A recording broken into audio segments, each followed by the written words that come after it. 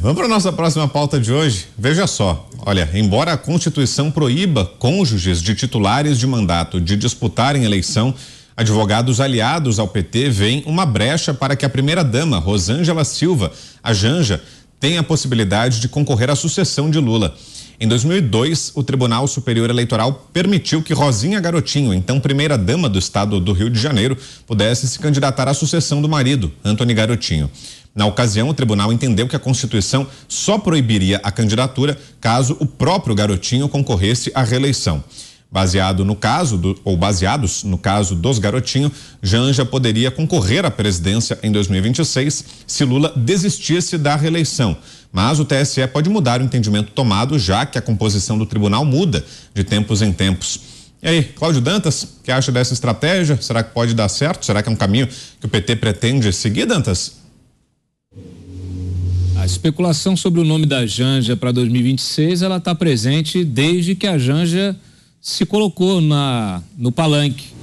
A Janja não esconde a sua ambição em se tornar uma liderança política, em ocupar algum lugar de destaque na história política do Brasil, e há quem apoie. Eu tenho certeza que o Lula gostaria muito de fazer a Janja como sucessora. Eu mencionei o nome da Janja umas semanas atrás, quando eu falei dos pré-candidatos do PT para 2026, né? Não só do PT, mas daqueles que estão no governo.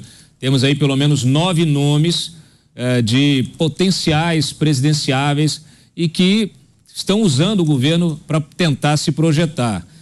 Mais uma vez citando a EBC, a Janja tem feito isso com um esforço digno de nota, né? De tentar aparecer, tentar se projetar politicamente para, não sei, se viabilizar como candidato em 2026. A política, ela não é simples, não será um caminho fácil, ela pode contar com as notinhas na imprensa amiga, mas vai ser duro para ela conseguir abrir o espaço necessário diante de tantos concorrentes, né? Pelo menos 9 nomes estão nessa disputa.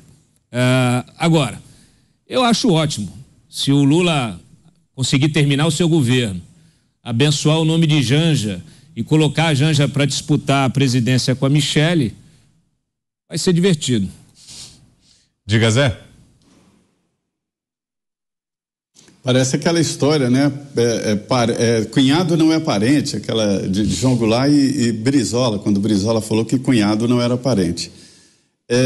Eu aprendi aqui com o Pavinato de que nós temos 2 mundos, um mundo real, o mundo jurídico, né, e um mundo de jeitinhos que tudo pode acontecer. Mas no mundo real já existe uma jurisprudência muito larga, dizendo que não é possível se candidatar parente de primeiro grau, nem genro.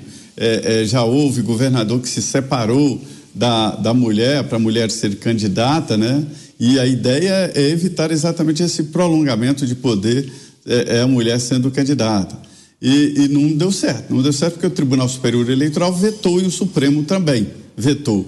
Na eleição passada, todos da família Bolsonaro estavam inelegíveis, a não ser reeleição, é a exceção. Então, de todos os parentes de Jair Bolsonaro, o único que pôde se candidatar foi Eduardo Bolsonaro, porque era a reeleição, é a exceção da regra. A reeleição é possível. Então, agora não, todos os parentes de Bolsonaro estão elegíveis, ou seja, podem se candidatar a que quiserem. Por exemplo, agora nas eleições municipais, a Michele pode se candidatar a vereadora ou a prefeita de alguma cidade, né, desde que ela tenha filiação, tenha tempo partidário e domicílio eleitoral, ela pode se candidatar, como poderá se candidatar em 2026. A Michele, presidência, eu acho muito difícil. Não tem chance, a não ser com o apoio do ex-presidente Jair Bolsonaro. Sobre a Janja, ela entrou no lugar da Michele Bolsonaro antes, né? Ou seja, ela, segundo a legislação eleitoral, ela é inelegível. E não adianta separar, morar separado. Se houver qualquer comprovação de vínculo, a justiça pode barrar. Mas aí entra de novo naquelas condições de temperatura e pressão, né? A gente tem dificuldade de comentar sobre esses jeitinhos. O que a lei diz é exatamente isso. Eu acho muito difícil essa história de candidato à presidência da República. Precisa um apoio muito amplo. Então, nem a Janja nem a Michele seriam candidatas sem o apoio dos atuais maridos. Concorda, Pavinato? Por aí? Olha, eu acho que para ela ser candidata em 2026, primeiro, 2024, ano que vem, ela precisa ir para a farofa da GK. 2025, ela precisa entrar pro Big Brother Brasil. No ano já da corrida, ela tem que ir para a Dança dos Famosos.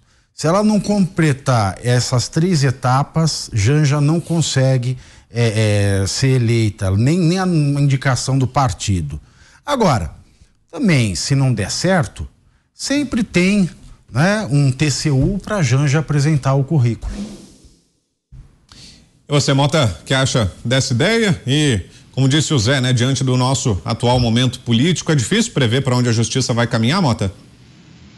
É impossível, Brown. Embora eu ache que o fator determinante desse caso não seja jurídico, né? Eu vou dar o testemunho aqui. Eu, desde 2018, testemunhei a entrada na política de vários personagens, várias personalidades, né? Algumas vieram para a política trazendo carreiras, realizações, preparo. Outras eram simplesmente celebridades. Vários desses nomes, e eu vou falar aqui, vocês vão se lembrar, tiveram uma ascensão meteórica e uma queda mais rápido ainda. Caíram em chamas.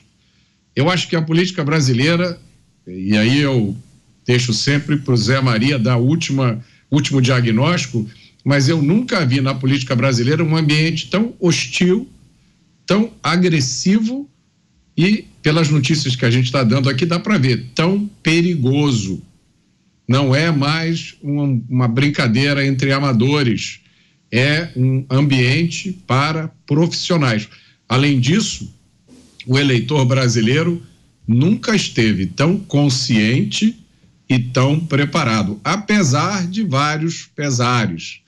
E a prova disso é a quantidade de pessoas famosas, influentes, inclusive que já tinham tido mandatos, que se candidataram no ano passado e tiveram votações minúsculas, botaram o seu pescoço para fora e foram, do ponto de vista eleitoral, simplesmente pulverizadas.